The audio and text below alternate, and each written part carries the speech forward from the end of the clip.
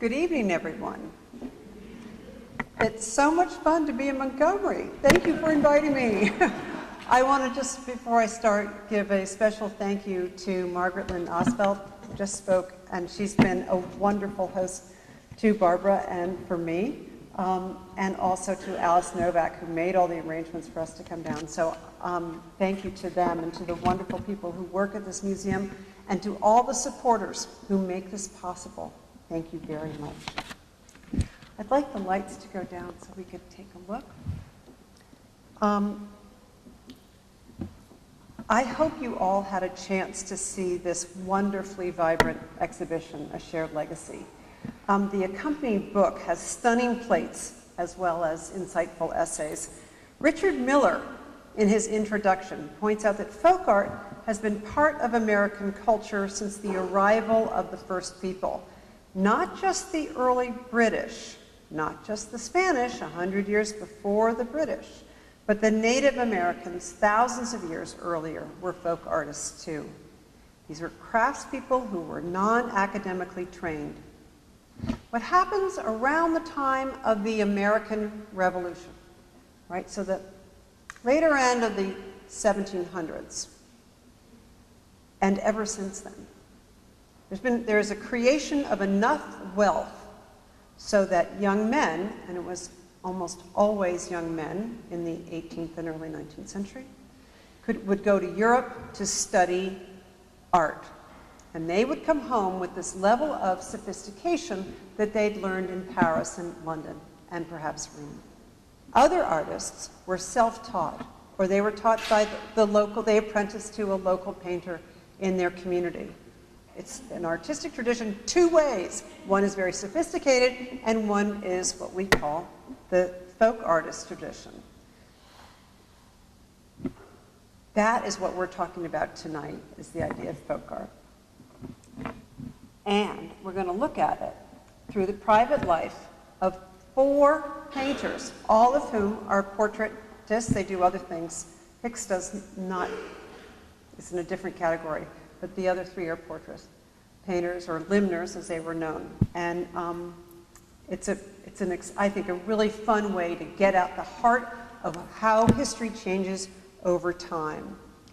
And the time I've chosen to focus on is the early national period, from after the Revolution and the presidency of George Washington to the antebellum era and the presidency of Millard Fillmore.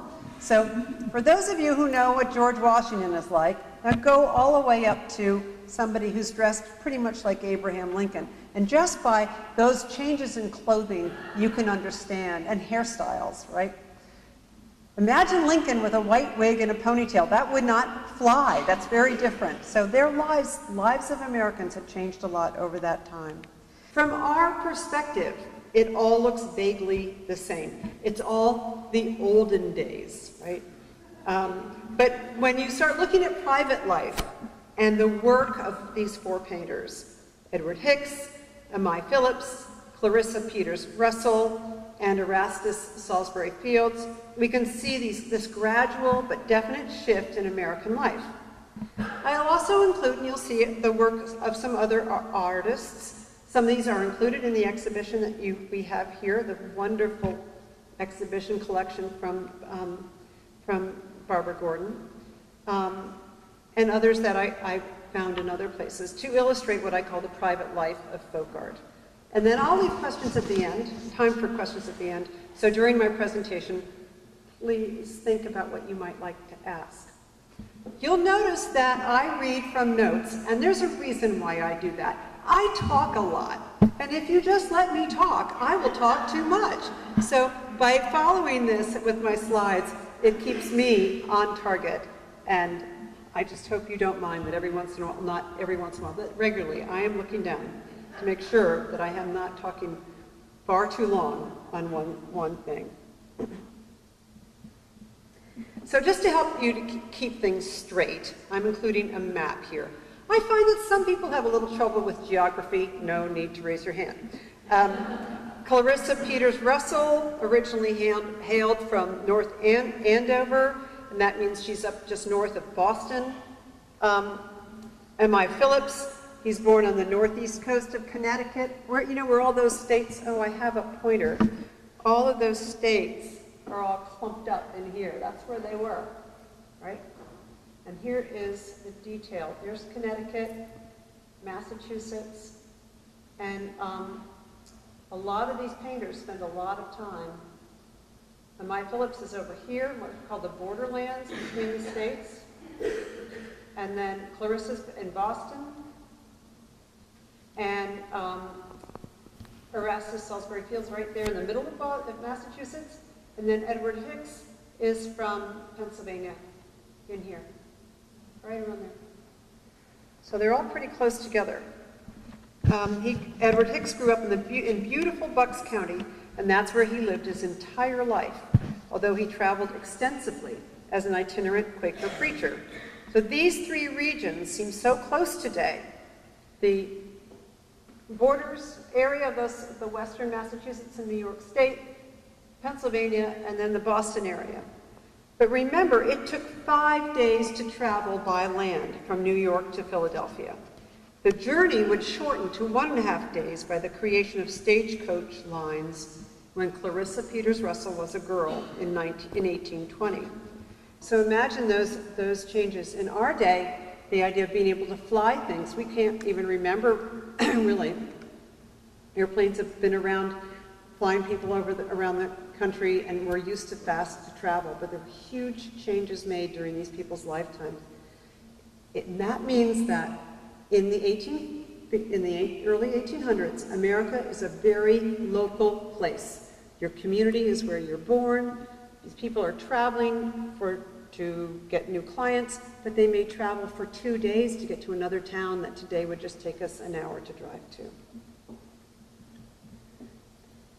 Here's a portrait of Edward Hicks, painted by a younger relative, Thomas Hicks, toward the end of the artist Hicks' life. Of all the folk paintings from this era, I think Hicks' Peaceable Kingdom, which we'll see, is the most famous. I know that Barbara Gordon, and I wrote this before I met her just yesterday, now we're friends. Barbara Gordon, folk art connoisseur extraordinaire, who so generously has shared her collection for this exhibit, exclaimed that when she purchased one of Hicks' Peaceable Kingdom paintings, it was a lifelong dream. We are fortunate that Hicks left a memoir that provides a window into his world, although the glass of this window has been smudged by his brevity in writing and the occasional censorship of his surviving relatives, reducing the clarity of our view. Still, we know that his wealthy grandfather chose the wrong side during the American Revolution and ended up losing his fortune. Hicks' father grew embittered with this loss of money and status, and when Hicks was a toddler, around 18 months old, his mom died. Now, the death of a spouse, particularly of a wife of childbearing years, was not that uncommon. And, somebody said, and that's why the divorce rate was so low. But it's true. I mean, really, sometimes you think, well, I'll just wait it out because it can't be that long. Childbirth posed health risks that simple sanitation has reduced today. Just the fact that people are washing their hands. Once a woman lived past her 50s, so past childbearing age, her life expectancy was longer than a man's.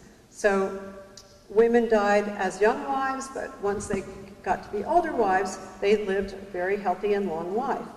But what's surprising about the death of Hicks' mother isn't that she died as a young mom. It's that his father fostered out his 4 children and refused to raise them. He just said, I'm not going to take care of these kids anymore. And then the community took in these children. And the little one, the toddler, who was Edward Hicks, was sent to in a very bad situation. It was a very mean woman who took him in. She tied him up because she couldn't be bothered to watch him. And finally, a neighbor intervened. And so here was this little boy, baby really, ending up in a very unhappy situation, and he's taken in by old friends of his mother's named the Twinings. And here's the Twining farm.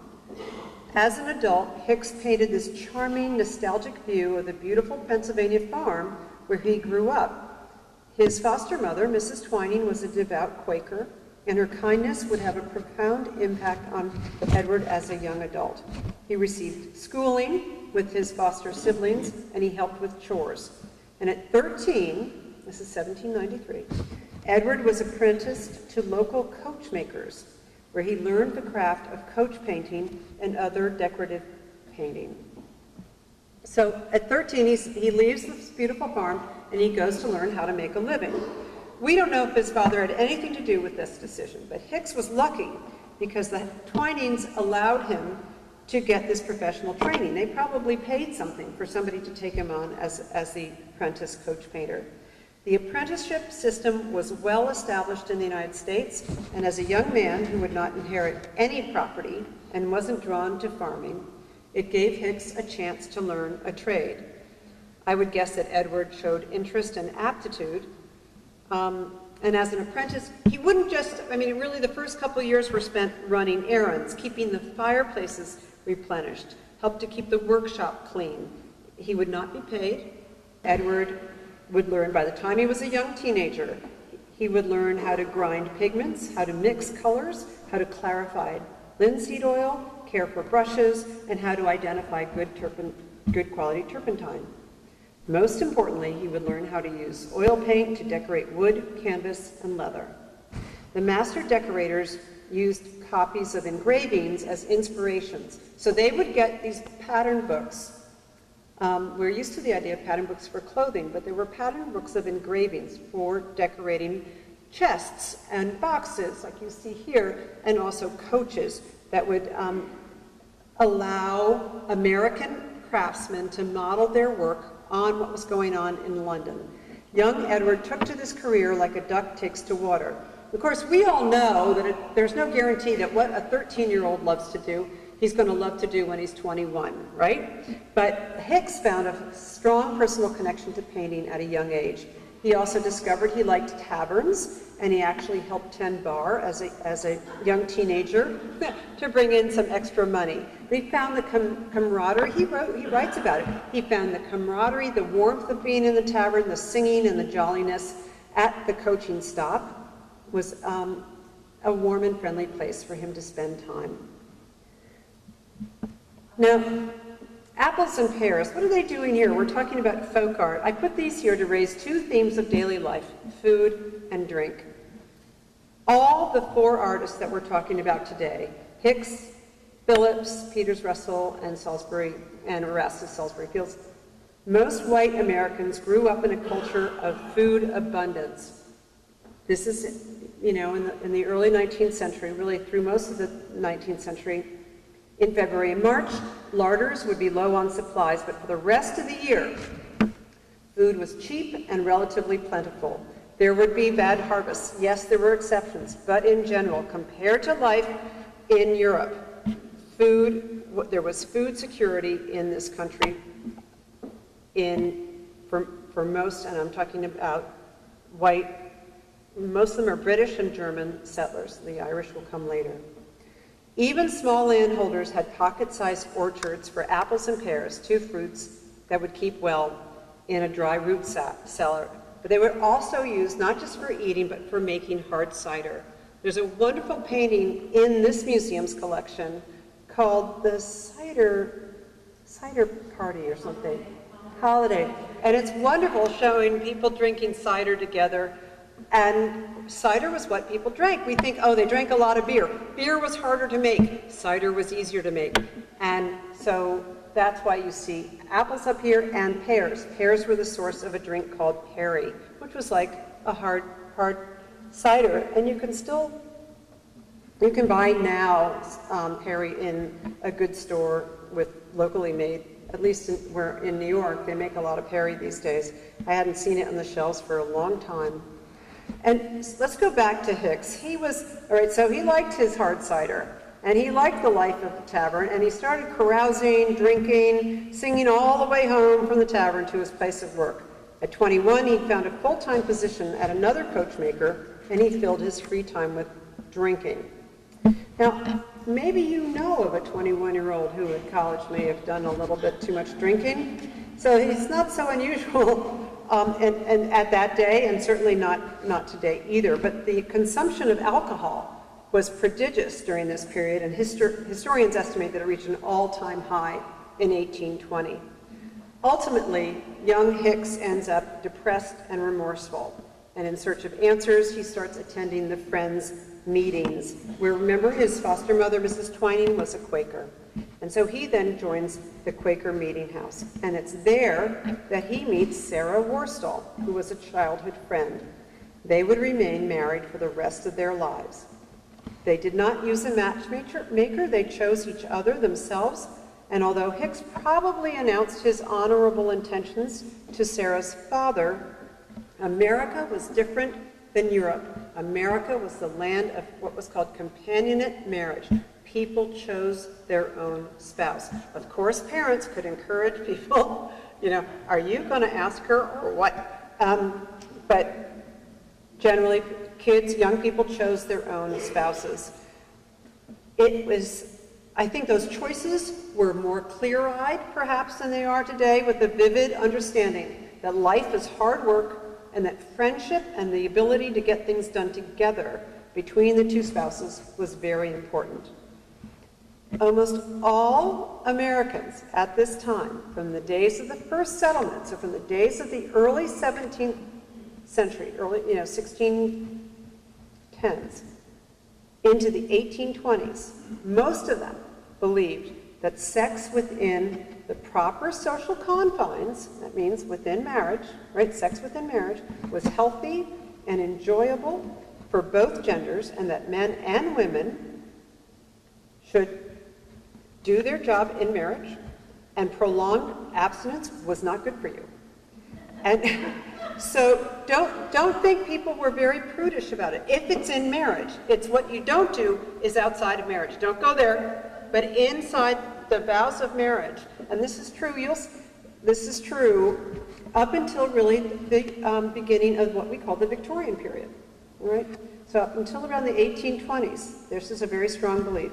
Newlyweds were off to a good start in their personal life. They had 5 healthy children together, Hicks and his wife Sarah. Being married to Sarah brought personal happiness to Hicks, but being a Quaker proved deeply problematic.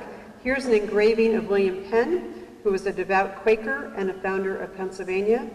One reason why the Friends attracted Hicks is because he was looking for structure in his life and a path away from his excessive carousing. And the Quakers were really a very positive force in his life, and they had strong beliefs about aiding the poor, bringing food to people who were in prison. They're ardent pacifists. Although they don't frown on earning money, they don't frown on prosperity, but you aren't supposed to be showy about it. And what they didn't like were signs with people's names and fancy flourishes. So that means that they kind of disapproved of how Edward Hicks was making a living. And as he became more involved in the Quaker meetings, in the Community of Friends, as it was called, he was taken aside and said, you know what, you better change how you make a living, because good Quakers don't make fancy paintings.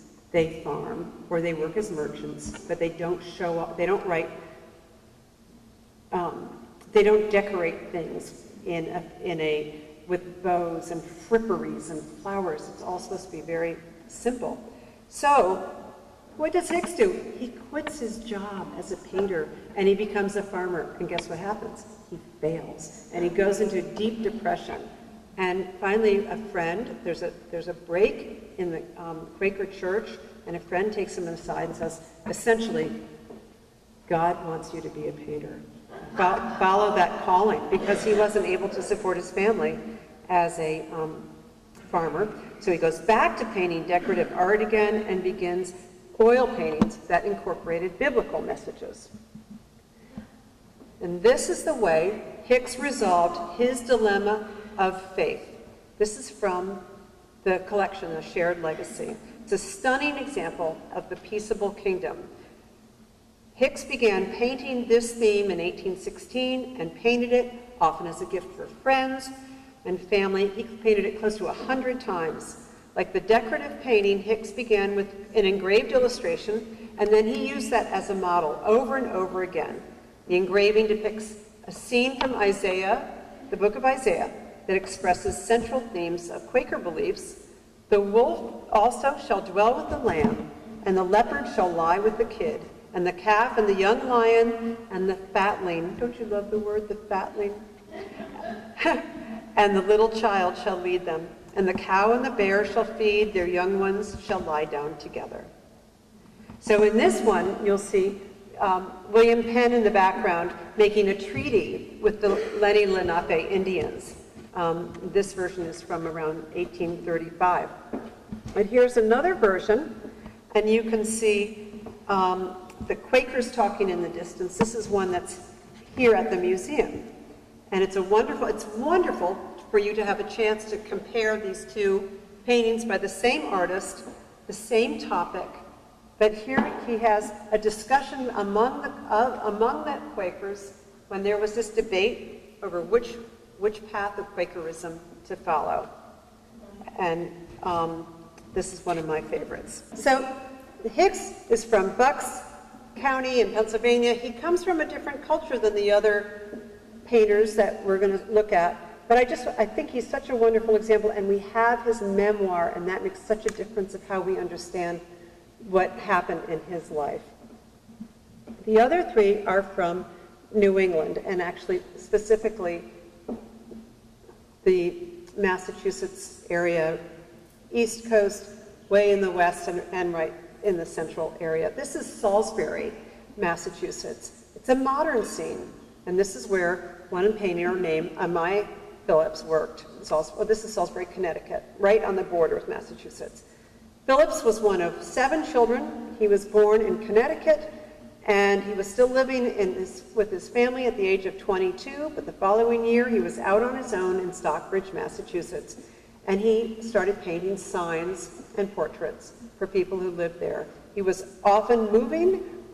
He married Laura Brockway in 1813, and they had several children. She will die 17 years later in February. He remarries a young woman named Jane 5 months after his first wife died. Does that mean he didn't love his first wife? No. Does that mean he needed a wife? Yes. It was very hard to run a household and take care of children while you're out trying to make a living as a portrait painter or anything, and so you needed to have a wife. So he found one, and that worked out for him too. They had another batch of children. This was a time of high birth rates, and I'll tell you more about that a little bit. All this time, Phillips had been traveling, painting portraits in different communities like Rhinebeck and Livingston up in the Hudson River Valley, in the Berkshires in Massachusetts, and in Kent. And he's famous particularly for the paintings that he did during that time at the end. But I want you to look at this picture of Salisbury and see the beautiful trees, the white steeple, and what you can't see in there, all the beautiful white New England houses that you would see if you went today. I'm going to show you what it really looked like when he was there. Right? This is what it looked like in the 1820s. Rolling pastures. There weren't as many trees as there are today. Few trees, brightly colored houses. This is a contemporaneous folk painter, Rufus Porter, who worked on wall murals. And the picturesque white villages in New England were largely painted different colors, if they were painted at all, when Phillips first started painting. Many of them were drab brown, or they were simple cabins. Throughout the United States, when Amai was in his 20s, life was very rustic in the countryside, even more so in the South, in Alabama, than in New England. Notions of housekeeping, right? Think about this. Notions of housekeeping were restricted to families with extra servants, not just one girl, which is, in a lot of families had one girl. That wasn't enough to be worried about housekeeping. Painted houses, a sign of wealth. Most people did not have painted houses. This would change, particularly in the Northeast and in places like Cincinnati, Ohio, so that by mid-career, Amai and his wife would notice the change in appearances around them. The houses would have all turned white, It's called the whitening of New England. But think about the house that you have in Montgomery. We just went to see it yesterday. It was the White House of the Confederacy, right? That was built in the 1830s, and that was a grand house, and it would be painted. But a house just a couple blocks away might not be painted, and it would look very rustic and more like what you see here.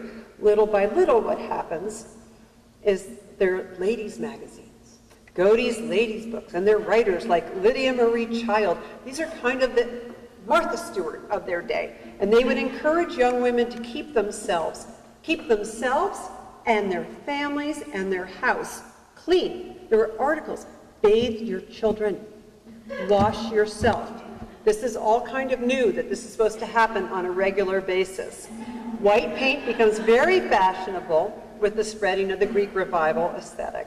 Cook stoves and heating stoves, like Franklin stoves, they begin to replace these large open hearths that you see here.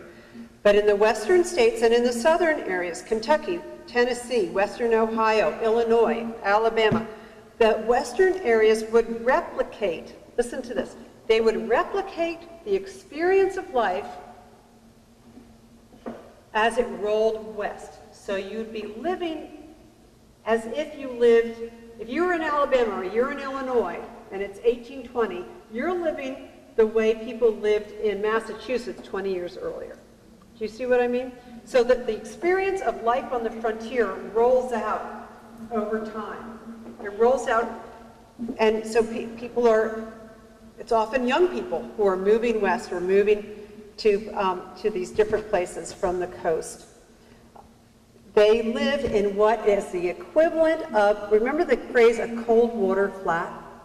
Right, a little apartment for a young couple.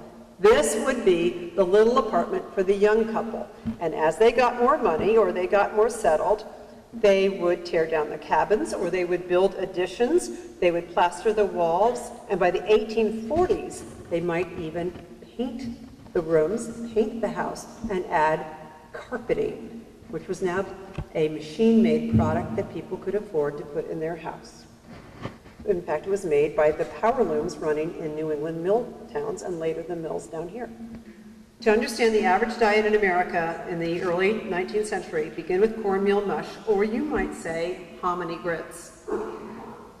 That is a dish that is introduced to European settlers by Native Americans, and corn is very easy to grow compared to other grains, and it becomes a basis of the diet. At first, for the early settlers, they had it with every meal, and they can't stand it. They write home, I hate corn. They write home, dear mom in London, I hate corn, and where is the beer? Really, I'm sorry, but I have to tell you, I'll save that for tomorrow. But in like a family that we're talking about, the families of these folk artists, they might have cornmeal mush as a supper, or as a breakfast dish. They're not going to have it 3 times a day, but it is a staple in their house. In New England, cornmeal mush might become the basis of Indian pudding, which is a true crowd pleaser in New England area, and it's still available there. When you go to some of those old country inns, it's essentially eggs cooked with cornmeal and molasses. It's pretty good. Root vegetables. Root vegetables were an important part of the diet, and I include this shot because those are all carrots. They're beets on the top. You can see the beets. They're the beets. But these are all carrots. And if you go to a farmer's market today, you might see carrots in all these different colors. And people go, holy smokes, they're hybridizing all the carrots. Have you seen all these crazy colors? And the broccolis, the cauliflowers, different colors, and what's going on? And I'll tell you what's going on. These are old heirloom seeds. And carrots always came in lots of colors. And around the time after the Civil War, they figured out how to just collect the seeds of the orange carrots, and cookbook writers were saying, always use the orange carrots. I don't know why, because I've cooked with these different colored carrots. I don't like the white ones. They're more bland, but the purple ones have a nice flavor. But you know what? Every cookbook writer in the 19th century said, don't bother with the other colors. So what farmer is going to start growing multicolored carrots, right? If their clientele is saying, but I read I'm supposed to have orange carrots for my family. They don't, and they're not thinking about vitamins. They don't know about vitamins right now. That doesn't come until for 100 years. Okay, so we're going to remember that people grew root vegetables. They were easy to preserve, and they were an important part of their diet along with the protein that they were able to get. Now we're going to move right into a portrait by M.I. Phillips. This is in the wonderful collection right over there. This is one of the 200 portraits produced by M.I. Phillips as he traveled through the borders area. Actually, it wasn't until the 1960s that experts recognized that Phillips was the same artist of this remarkably large life work. There are lots of changes, different changes in style, but the experts figured out this is all one guy. And here is this beautiful child, just glowing, one of 8 siblings, painted when Phillips was 47, and he was the father of many children himself. This was in 1835. Look at those sleeves. Those are called swallow cut. And then there's sort of, that was the height of fashion for children under 3. And then you have this sort of odd, we think, off-the-shoulder look, which is a little odd for vaguely sexual in an inappropriate way, but, didn't bother them, so. And then you have the little pantaloons, cute with the lace on the ruffles. And this is James Salisbury from Amenia, New York. And he's, I think, one of the stars of the Shared Legacy exhibit. Although Phillips painted adult men and women, his children are a particular joy, and while most of the families I mentioned sound huge to us, the family sizes themselves were growing smaller. But doesn't that surprise you that this is a little boy?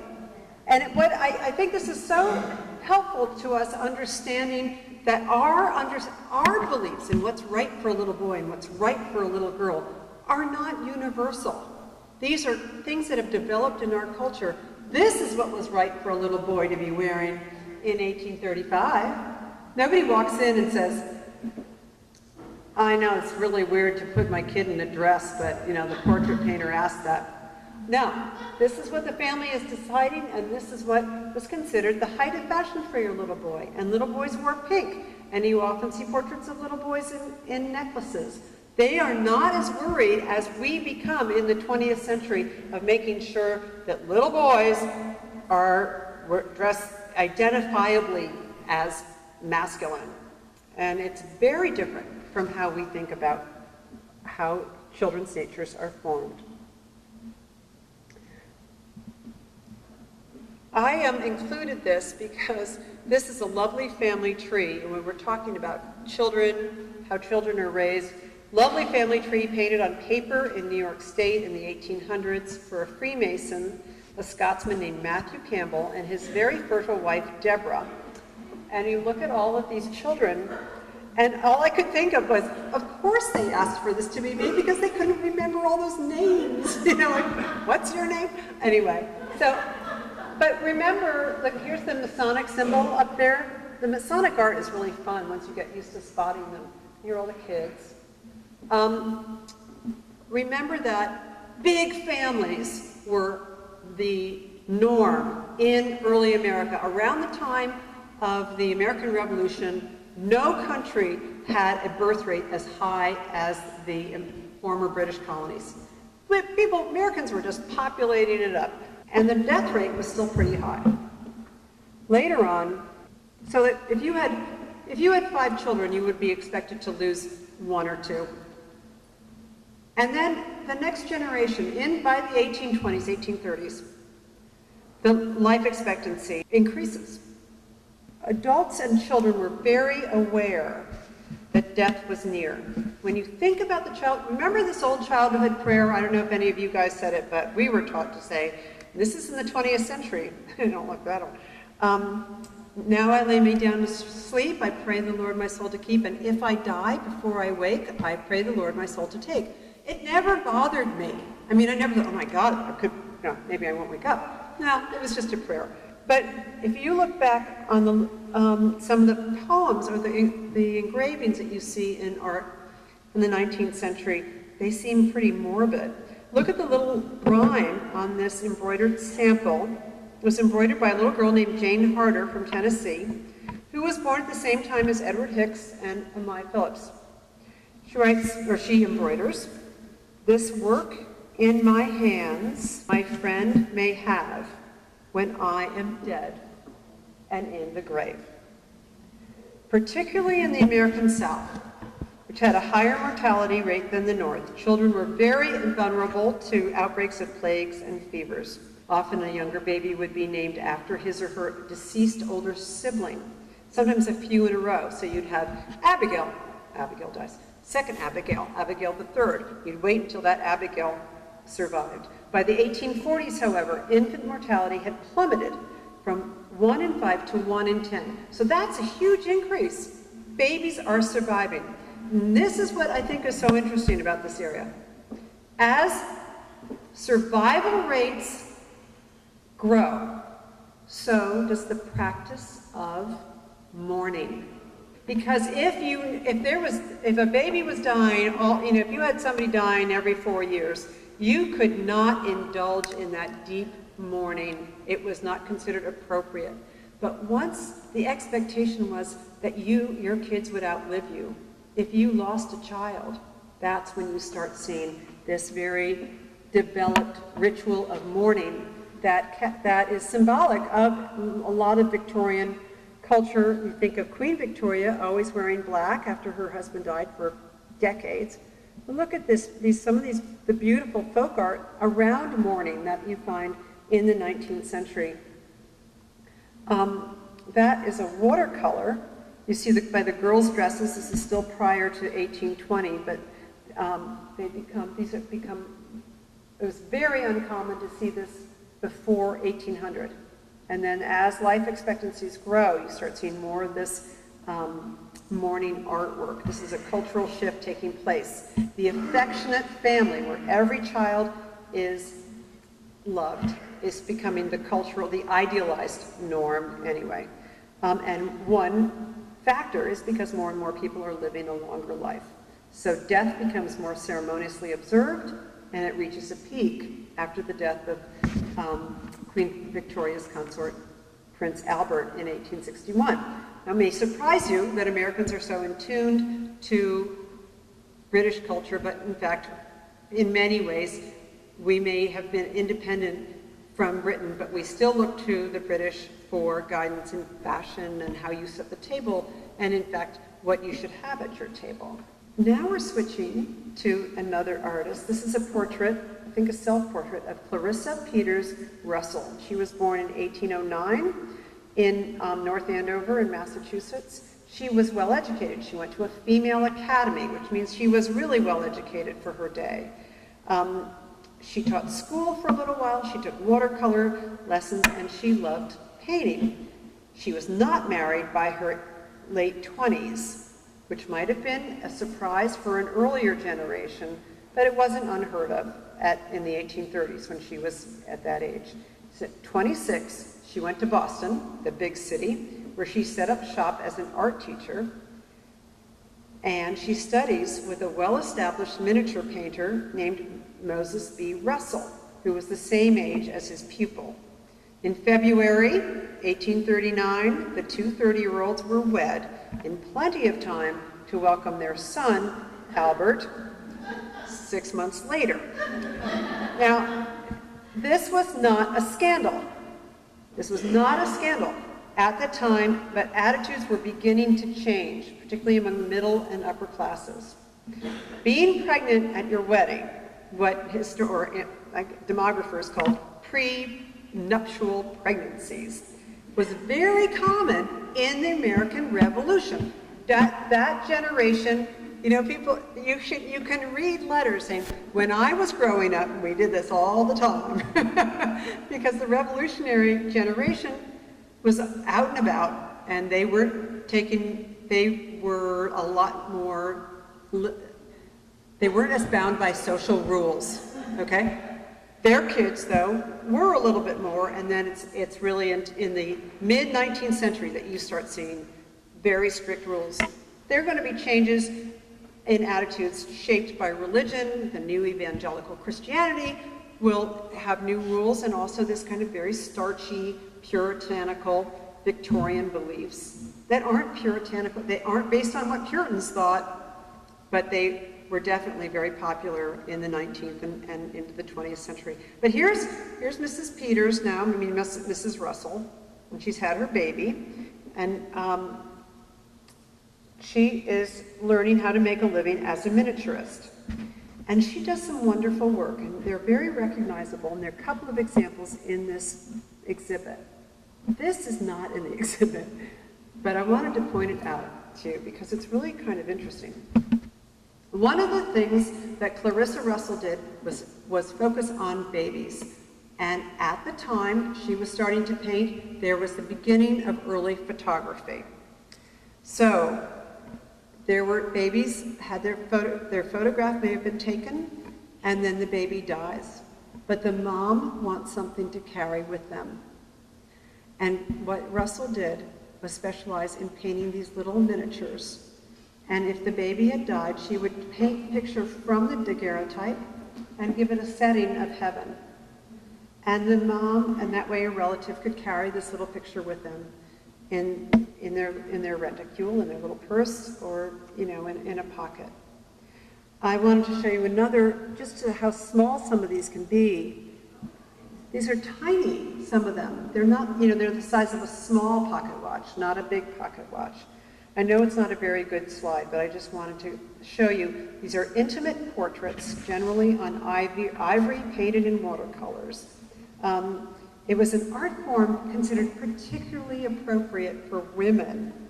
Here's a wonderful portrait of three siblings, the Barry children from the collection here. Their father, Mr. Barry, was a prosperous fur merchant who lived with his wife in a neighborhood close to the Russells, so close to Moses and Clarissa Russell.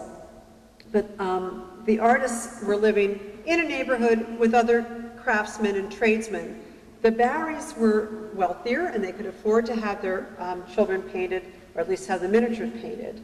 And in fact, Clarissa Russell draws most of her clientele from the upper middle class professionals and merchants. But I want you just to take a look at this beautiful, beautiful painting.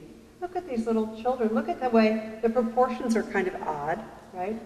That they have the rings that kind of bring them together, straw hat, and you'll often see in portraits flower baskets and other symbols of fertility and loveliness that may not even have been in the portrait at the time it was painted, but it's a device that the portraitist will include. See, the older brother is here. He's wearing what we would think of as a dress, so that is continuing.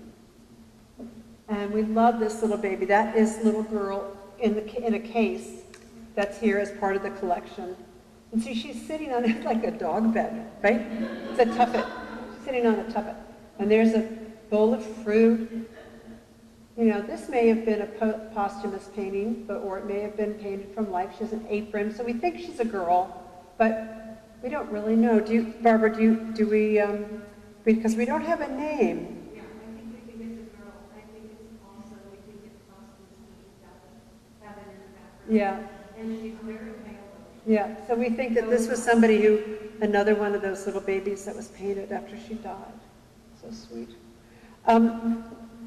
This is an example, though, interesting. I think Clarissa's husband goes to Europe, and he leaves her alone to raise the son, and he doesn't write to her. He's just gone. And she begins signing her own name, not Mrs. Moses B. Russell, but Clarissa P. Russell. And so that's how we know when this painting was done, because she changes her signature. 2.5 or 3 years later, the husband shows up again. We don't know much more than that, but it's a pretty fascinating story. We've seen a lot of pictures from New England, so I wanted to bring in another picture from a Southern folk artist. We don't know who did this, but don't you love that baby? That is Elizabeth Carruthers. And she's from Talladega, Alabama. It was painted in 1834. And this woman outlived 3 husbands, and she died in 1919. So many of these paintings I was showing you, the portraits are from New England, so I thought this wonderful, colorful, naive painting of a very healthy baby girl is a lovely addition to this story. And imagine what she saw in her lifetime from living from the 1830s into post World War I. What a lot of changes she witnessed. And here is a young man. This is Bartlett Doughton. He is a descendant of one of the Mayflower settlers, and he is in the collection that belongs to this museum. And it is a wonderful, energetic portrait painted by a man with a wonderful, energetic name of Erastus Salisbury Field. I don't think you can get a more New England-y sounding name, right? Or maybe just a 19th century name. Erastus, and then you add Salisbury as the middle name, you're golden, I think. This Field studies briefly under Samuel Morse. Samuel Morse, you might remember him because he invented the telegraph, right? He was also a very well-trained painter, classically trained. And Erastus leaves Massachusetts with his young wife, and they go down to New York where he learns how to paint, and then Morse says, I'm quitting teaching, this is not for me. So after 3 months, Erastus Salisbury Field is out of luck, and he goes back to Massachusetts, where he stays pretty much for the rest of his life.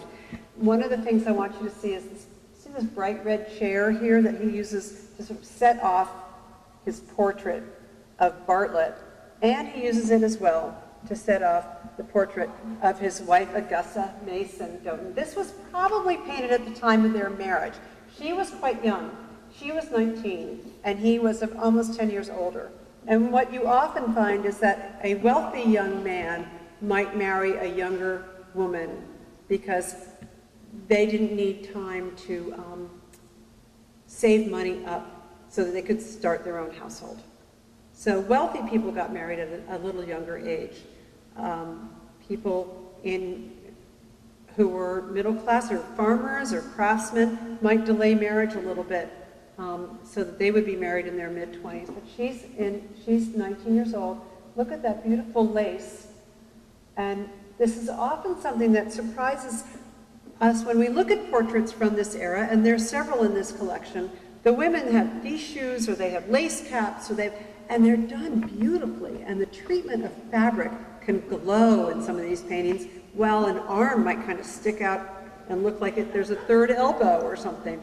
It's really interesting that they are intent on displaying the richness of fabric and have studied it.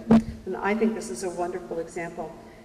Field's portraits have a lot of dynamism, they have a lot of energy, they're strong and very self-confident. It's normal to have attributes with the portrait that's being painted. Women are holding books, often it's a Bible or it's a book of common prayer. It indicates not only that they're a nice religious person, but that they know how to read. They're literate. Literacy is important to them. There's a portrait in this collection, I think, that shows a woman with lots of books, and she's very proud of the fact that books are a big part of her life. What happens to Field after he makes a living as a portrait painter? By the 1840s and 1850s, photography becomes more popular. And he goes into a deep depression. He's convinced that this has ruined his life. He's never going to be able to be a portrait painter again, because why would you have your portrait painted if you can go and have your picture painted? So he changes his topic, and he starts painting some portraits, but they're a combination of photography and painting, very weird looking. He does a self-portrait of himself, but it's a combination of a photograph. And he also starts doing these big historical allegories. And this is the historic monuments of the American Republic. This was painted when he was in his 60s, in the 1860s. It looks blurry from here, but it's actually kind of a blurry painting. There's a lot of things going on. But I use this to demonstrate that artists' life change with the times. And somebody who could have been a successful portrait painter suddenly saw himself as needing to really change the type of work that he was doing for his living. And Field was really challenged by photography.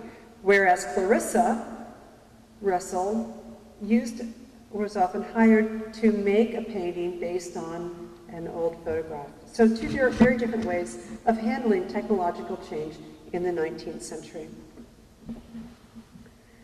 This is one of my favorite pictures from the collection. This is Dr. Grant and his family. It's attributed to Joseph Davis. So Dr. Nathaniel Grant is here. And here's his wife, Charlotte. And they lived in Wakefield, New Hampshire. So I want you to notice how carefully the gender roles are shown. Here's the doctor. There's the way he makes his living. See, there's the bottles and everything. And he's writing maybe a bill, right? And there's mom with the baby. And we know this baby is a little girl, and she was born, oops, I got that wrong. This is a boy. This is a little boy, Henry. He was born in 1834. But we know that Mrs. Grant had another baby about the same time this painting was done. So there's speculation that she's pregnant here, and the flowers represent her pregnancy. I love that. And here's a modern rug. They're a very up-to-date couple, right? They have a machine-made rug. And look at this, is a cat. Some sort of a pet over here. But what I really think is interesting, there's a top hat, very chic, inkwells. And what they have is what's called a banjo clock. And the banjo clock is important to have in this scene because it shows that this is a family that runs according to clocks. This is not an agricultural family that runs their life according to the sun rising and the sun setting, but they are very modern. Sitting there, and they're painted furniture, and they have a clock, they have new carpet. Look at the little matching pantaloons on Henry. He's all up to date. And they're very stylishly dressed, and they keep track of what time it is. Clocks were an important status symbol, and this is a real change in American life, that people are counting their days by a clock, not by agricultural rhythms. So that is one of my favorite paintings here because it tells so many stories about life in the era that we're talking about tonight. And speaking of clocks, my time is up. So I'm going to close here and ask for questions. You all have been very patient and a good audience. Does anybody have any questions? I'm going to clap right back.